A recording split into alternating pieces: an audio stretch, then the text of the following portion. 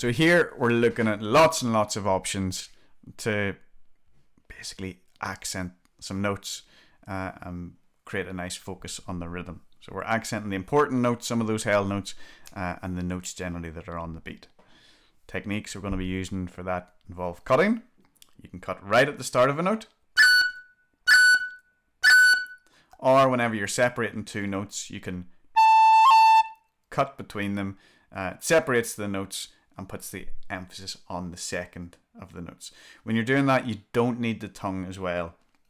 You can let your fingers do the work.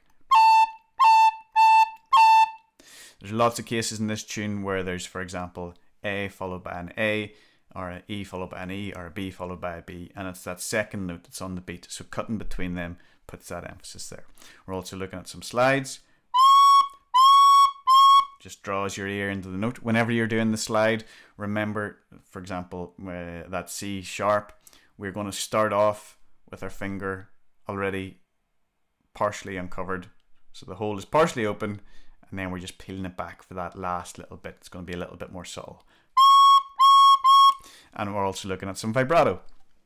So the likes of the G, you're just leaving a gap and playing the next one down. Or that A is one to be careful of, because sometimes it can be a little bit too strong. So if it's too strong, you can just peel those fingers back. So I'm going to kind of just talk about a lot of places you can put this in, and then whenever you're practicing, just pick one or two of these to focus. Add that into your own playing, and then whenever you're happy with that, you can try adding in a few more. So right off the start, this F sharp's nice and important, so we can cut onto it, and then we can also stop it with our tongue, and that creates a little gap between the F sharp and the A. And having that gap, again, helps draw attention to the first note, because something happened, it stopped.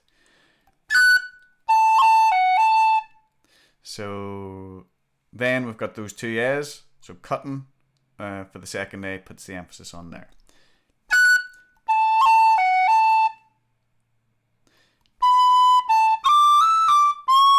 Then we've got this nice C sharp, peeling that finger off,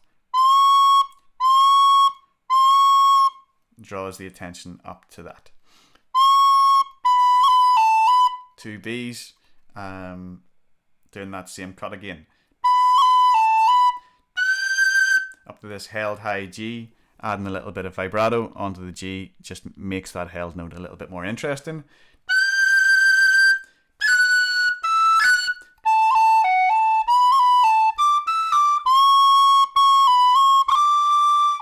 We get to the end of the phrase there, and then we kind of think about some interesting ways to get back into it.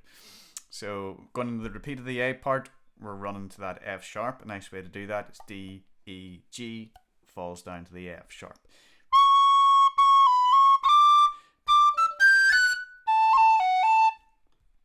I'll do that again.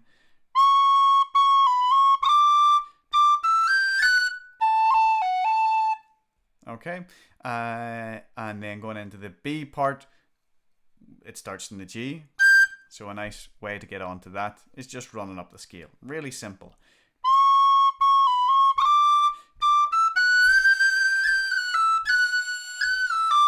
And we've got these held G's and held F sharps. Take your pick. Put a roll onto them. Give them some nice vibrato. Cut onto them. Just something to give them a bit more colour, a bit more emphasis. Cutting on the E's. Cutting on those B's. Back up to the G.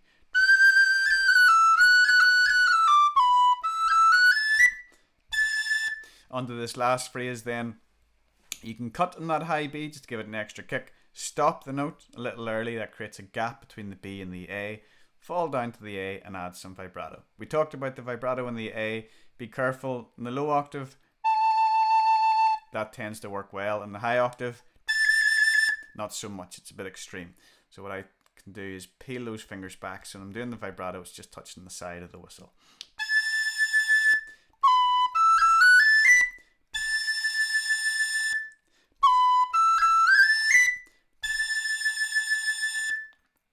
So I'll play through the tune now, kind of putting in some of those things we discussed.